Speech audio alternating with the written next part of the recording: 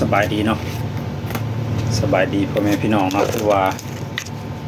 ในคงเขตชุมชนชาวบ้านหนองบัวทาหรือว่าหลายๆคงเขตเนาะที่ใกล้เคียงผู้ใดที่ว่าต้องการป้ายเนาะต้องการป้ายแบบนี้เมื่อตั้งอยู่ห้างของเจ้าของเนาะผู้ที่มีห้างเนาะต้องการว่าอยากได้ป้ายแบบนี้สามารถเข้ามาใช้บริการได้เนาะมือวันเสาร์เนาะมือวันเสาร์วันที่10 เดือน5 ปี2025เนาะอยู่ที่ตัวแทนบริการเงินด่วนชุมชนบ้านหนองบัวทาเนาะก็สามารถมาแวะใส่บริการเนาะถือว่าบ่ได้เสียเงินเด้อพี่น้องเนาะได้ไปงามๆเมื่อตั้งไว้อยู่หน้าห้างของเจ้าของเนาะอันนี้ป้ายวันเฟกับ QR ที่ว่าเฮาสร้างขึ้นในโทรศัพท์เนาะเฮาสามารถสร้างขึ้นเองได้แต่ว่าตัวนี้มันจะมีข้อดีอยู่มองว่าสมมุติว่าลูกค้ามาจ่ายค่าน้ำเนาะ20,000 กีบเฮาให้ลูกค้าสแกนจ่ายปึ๊บผ่านตัวนี้เนาะสแกนจ่ายแล้วมันจะตัดเงินลูกค้าแต่20,000 กีบเนาะมันจะบ่ได้มีบวกกันอันนี้คือข้อดีเพื่อเฮาให้ทางลูกค้าก็ถือว่าลูกค้าใช้จ่ายลงอีกถ้าว่าแอปเฮามีแอปเนาะเฮาเฮ็ดในโทรศัพท์เฮาอันนั้นให้แล้วแหละตัวนั้นมันจะตัดในระบบเงินของลูกค้าเนาะอันนี้คือข้อดีของการเฮ็ดป้ายวันเพย์แบบนี้เนาะเฉพาะห้างห้านเนาะที่ว่าห้างห้านเฮาจะมีลูกค้ามาโอนมาจ่ายค่าสินค้าแต่ละเทื่อเนาะมื้อนึงก็ประมาณ5 คน10 คนหรือหยังต่างๆเนาะมันก็เฮ็ดให้ข้อดีกับบรรดาลูกค้าของเฮาเนาะบางคนก็บ่เข้าใจในการว่าป้ายวันเพย์ครับแต่ว่ามันก็มีเป็นสแกนคือกันเนาะที่ว่าอันนี้มันจะเป็นกรณีพิเศษเว้าง่ายๆว่าซั่นซะเนาะสำหรับที่ว่าทางธนาคารเพิ่นเฮ็ดออกให้ผู้ที่มีห้างห้านเป็นของตนเองเนาะหรือว่าผู้มีแล้วแต่ว่าบ่ทันได้ป้ายแบบนี้ก็สามารถเข้ามาสมัครหรือว่ามาเฮ็ดเอาได้เนาะมื้อวันเสาร์เนาะมื้อวันเสาร์มาเฮ็ดเอาได้โดยบ่มีการเสียค่าธรรมเนียมเด้อพี่น้องเฮาเนาะมื้อนั้นถือว่าเป็นพิเศษเนาะเพราะว่าทางธนาคารการค้าต่างประเทศลาวเพิ่นจะนำทีมงานและก็พนักงานเนาะเต็มรูปแบบลงมาบริการให้อยู่ที่ตัวแทนบริการเงินด่วนชุมชนหนองบัวทาเนาะหรือว่าใครอยากเปิดบัญชีเนาะเปิดบัญชีหรือว่าบัตร ATM มันหมดกำหนดมันหมดอายุเนาะบางคนก็อยากยกเลิก SMS หรือว่าบางคนก็มีปึ้มบัญชีแล้วแต่ว่ายังบ่ทันมีบัตร ATM และยังบ่ทันมีเข้าในระบบ BCA1 เนาะหลายๆคนเพราะว่าบางคนก็ยังบ่ทันฮู้นะว่าของธนาคารการค้าต่างประเทศลาวเฮาเนี่ยที่ว่าเปิดแอปเนาะจะสามารถ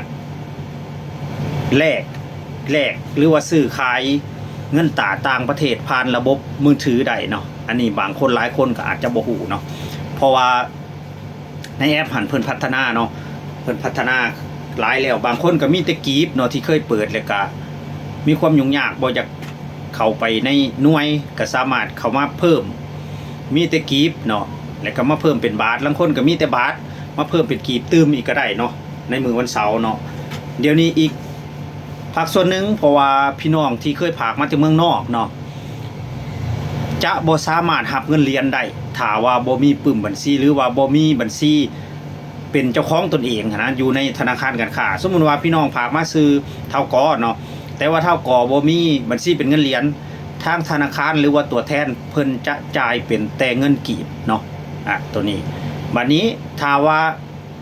เพิ่นบ่จ่ายเงินเหรียญบ่จ่ายแต่ในเงื่อนไขเจ้าของต้องมีปึ้มบัญชีเป็นเงินเหรียญในชื่อคือว่าเท่ากอเนาะเพิ่นฝากมา500 เหรียญแต่ว่าข่อยอยากได้เงินเหรียญหรือเงินดอลลาร์แต่บัญชีเจ้าบ่ทันมีถือว่าเจ้าเข้ามาเปิดในตัวแทนหรือว่าในหน่วยงานของธนาคารการค้าเนาะก็ถือว่าเวลามาดึงเงินปุ๊บเงิน8 ตัวเลขเนาะทางธนาคารหรือว่าตัวแทนเพิ่นก็จ่ายให้เฮาเต็มมาตราคือ500ก็แม่นได้500เนาะตัวนี้เนาะถ้าว่าไผบ่มีเป็นเงินดอลลาร์เนาะบุคคลทั่วไปก็จะได้รับเป็นเงินกีบเนาะเงินกีบบัดนี้ถ้าว่าเป็นอยากได้ดอลลาร์ก็ถือว่าต้องหาวิธีอื่นต่างหากเนาะอันนี้ถ้าว่าเฮามีปึ้มบัญชีแล้ว ทำปีบึมบัญชีกีบดอลลาร์อิหยังอยู่นํกันเนาะสามารถซื้อขายผ่านระบบมือถือได้เนาะมันจะมี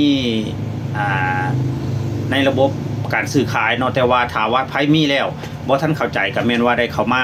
ศึกษาเข้ามาสอบถามเบิ่งเนาะหรือว่าไผบ่ท่านมีเงินเหรียญก็สามารถเข้ามาพ่วงตืมผู้ที่ว่าเคยมีบัญชีเก่าเนาะ